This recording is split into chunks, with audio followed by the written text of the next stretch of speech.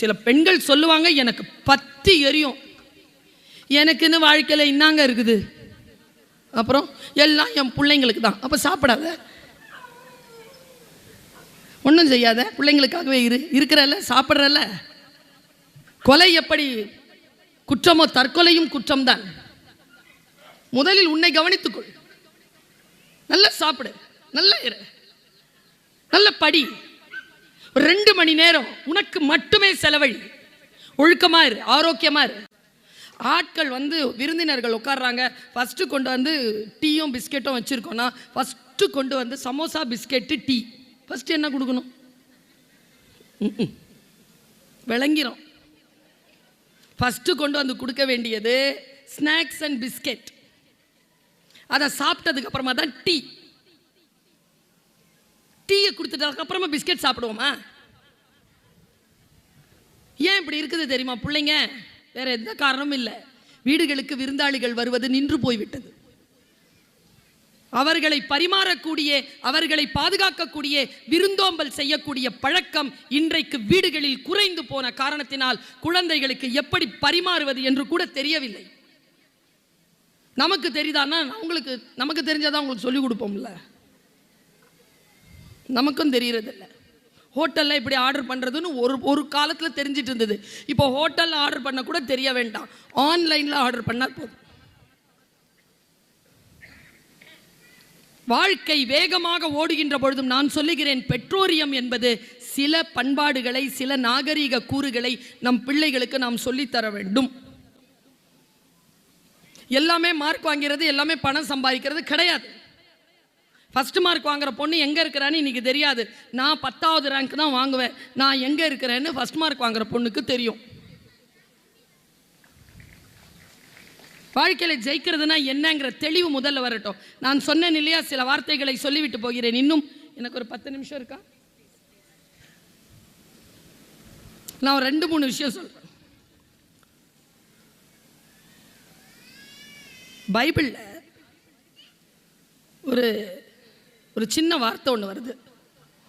நான் எப்போவுமே எல்லா புத்தகங்களையும் வாசிப்பேன். ஒரு புத்தகத்தை வாசிப்பதற்கு அந்த மதத்தை பின்பற்ற வேண்டிய அவசியம் இல்லை என்கின்ற கருத்தில் உறுதியுடையவள் நான். குரான் படிக்கணும்னா முஸ்லீமாக தான் இருக்கணும், பைபிள் படிக்கணும்னா கிறிஸ்துவராக தான் இருக்கணும், வேத உபநிஷதங்களை படிக்கணும்னா இந்துவாக தான் இருக்கணும், குறிப்பிட்ட ஜாதியில் பிறந்திருக்கணும், இல்லை. Knowledge is everything. Grab it. Wherever it is, grab it. Just understand, listen, observe. Don't agree, accept. Accept பண்ணு. பல நேரங்களில் நாம் செய்யக்கூடாத விஷயங்களை செய்து கொண்டும் செய்யக்கூடிய விஷயத்தை செய்யாமலும் இருக்கிறோம். பைபிளில் ஒரு வார்த்தை வருதுங்க, நான் உங்க எல்லார் பெற்றோர்களுக்கும் சொல்றேன். எத்தனை பேர் ஆயத்தமா இருக்கிறோம், ரெடியா இருக்கிறோம், ஸ்டே அலர்ட். ஆனால் நம்முடைய கவனம் வேறு எங்கெல்லாமோ இருக்கிறது. யார் ஒருவருக்கு கவனம் சரியாக இருக்கிறதோ அவர்கள் தன்னைத்தானே சரியாக தயார் பண்ணிக்கிறாங்க. நான் தலைமைச் செயலகத்துக்கு போயிருந்தேங்க, பேர் சொல்ல விரும்பல. ஒரு IAS ஆஃபீஸர் எங்கள் எல்லாரையும் கூப்பிட்டாங்க. அங்கே நான் ஒரு குழுவில் இருக்கிறேன். அந்த குழுவில் ஒரு மீட்டிங். அந்த மீட்டிங் முடிச்சுட்டு அந்த ஆஃபீஸரை பார்த்துட்டு போகிறதுக்காக வந்தோம். அவர் எழுந்து இப்படி நின்னாருங்க. நின்று எங்கள் எல்லாரும் வரவேற்று உட்கார வச்சார். எப்படி தெரியுமா இருந்தார்? குத்து விளக்கில் ஒரு தீபம் ஏற்றினா அந்த குத்து விளக்கு நின்று எரியும்ல தீபம், அப்படி இருந்தார்.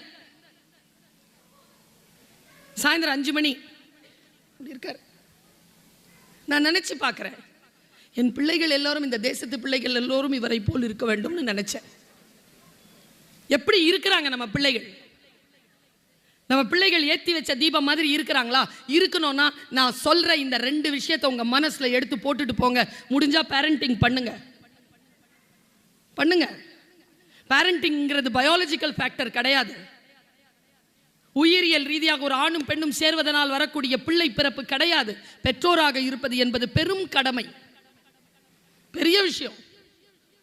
எங்கள் அம்மாவுக்கு 80 வயசு நெருங்குது, இன்னைக்கும் எங்கள் அம்மா எனக்கு அம்மா தான். அப்படின்னா எல்லாருக்கும் அப்படிதானே? இல்லை, இன்னைக்கும் எங்கள் அம்மா எனக்கு அட்வைஸ் பண்ணுவாங்க, இன்னைக்கும் என்னை திட்டுவாங்க, இன்னைக்கும் என்னை ஒழுங்காக உட்கார சொல்லுவாங்க, இன்னைக்கும் என்னை தட்டு கழுவ சொல்லுவாங்க, இன்னைக்கும் உட்கார இடத்துல கொஞ்சம் சேரோ இதோ நகர்ந்து இருந்ததுன்னா சரியாயிட்டு உட்கார் அப்படிம்பாங்க. இன்னைக்கும் சொல்லுவாங்க. ட்ரெஸ் பண்ணிட்டு வெளியில போகும்போது கண்ணாடி வச்சிருக்காங்க, பார்த்துட்டு போ. உன்னை மற்றவர்கள் எப்படி பார்க்கிறார்கள் என்பதற்கு முன்னால் நீ முதல்ல உன்னை பார்த்துட்டு போ வச்சிருக்காங்க. என்ன வயசு எனக்கு, அவங்களுக்கு என்ன வயசு? அம்மா அம்மாவாகத்தான் இருப்பார், அப்பா அப்பாவாகத்தான் இருப்பார் கடைசி வரைக்கும். இதோ என் அண்ணன் மகளுக்கு குழந்தை பிறந்தது, எல்லோரும் போய் குழந்தையை பார்த்தார்கள். என் அண்ணனும் அண்ணியும் போய் தன் குழந்தையை பார்த்தார்கள். அவங்க பொண்ணை பார்த்தாங்க ஃபர்ஸ்ட், அப்புறமா தான் பேர குழந்தை. அம்மா அப்பா எப்பவுமே அம்மா அப்பா தான். இது எப்போ நமக்கு புரியும்? நாம் குழந்தைகளிடத்தில் பேசும்போது தெளிவாக. இன்னைக்கு ஒரு சூட்சுமமான ஒரு ரகசியத்தை சொல்லி தருகிறேன். உங்கள் குழந்தை உங்களிடத்தில் எவ்வளவு குழப்பமா பேசினாலும் நீங்க அந்த குழந்தை கிட்ட தெளிவா பேசுங்க. அம்மா அப்பா முன்னால இருக்கும்பொழுது அம்மா பையனை திட்டினார்னா, அப்பா தயவு செஞ்சு அம்மாவை திட்டாம இருங்க. அப்பா திட்டினார்னா, அப்பா வெளில போனதுக்கு அப்புறமா அப்பாவை பத்தி அம்மா கிட்ட குறை சொல்லாம இருங்க.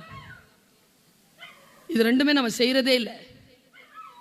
நான் பல நேரங்களில் யோசிச்சு பார்த்திருக்கிறேன். ஒரு நல்ல பேரண்டா இருக்கிறதுங்கிறது ஒரு மிகப்பெரிய ஒரு விஷயம். பல நேரங்களில் நாம் அதில் எங்கேயோ சறுக்கிறோம். அந்த சறுக்கல் நேரிடாமல் நல்ல பேரண்டா இருக்கிறதுக்கான வழிதான் நான் இப்போ சொல்லிக்கிட்டு இருக்கிறது. பாருங்க, பைபிள்ல ஒரு சின்ன கதை மாதிரி வருது. ஜீசஸ்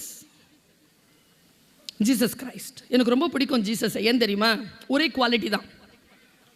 அவர் தெய்வம் கடவுள் என்பது ஒரு குரூப் ஆஃப் பீப்புளினுடைய ஃபெய்த். ஒரு குரூப் ஆஃப் பீப்புள் அவரை ப்ராஃபிட்டுங்கிறாங்க, ஒரு குரூப் ஆஃப் பீப்புள் அவரை ஞானிங்கிறாங்க. நானே சத்தியமும் ஜீவனும் வழியுமாய் இருக்கிறேங்கிறத ஹீ இஸ் த வே அப்படின்னு சொல்கிறாங்க, டு அட்டைன் த ஆல்மைட்டி. எல்லாம் கருத்தியல் ரீதியாக எல்லாம் இருக்கட்டும்.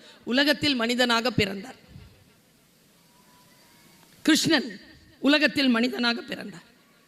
ராமன் உலகத்தில் மனிதராக பிறந்தார். முகமது நபி உலகத்தில் மனிதராக பிறந்தார்.